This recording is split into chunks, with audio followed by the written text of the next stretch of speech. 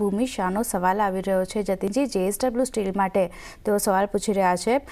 તેમણે 1022ના JSW steel ખરીદીને રાખ્યા છે અને આરતી ફાર્માસ્યુટિકલમાં તેમણે 810 રૂપિયાના ભાવે ખરીદીને રાખ્યા છે। હવે ઇન્ટ્રાડે માટે તેમણે લીધેલા છે। ટાર્ગેટ શું ધ્યાનમાં રાખવા પૂછી રહ્યા છે।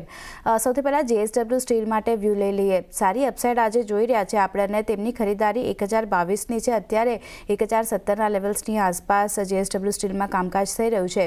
ઇન્ટ્રાડે વ્યૂ માટે કઈ રીતે ધ્યાન રાખી રહ્યા છો?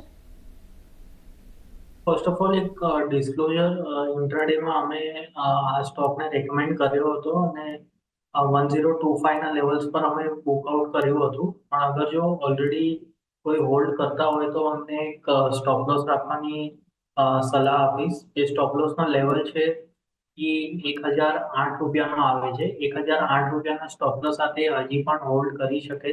ઉપરમાં 1030 1035ના લેવલ આવી શકે JSW સ્ટીલમાં। તો ઇન્ટ્રાડે માટે હોલ્ડ કરવાની સલાહ આપીશ 1008ના સ્ટોપ લોસ સાથે।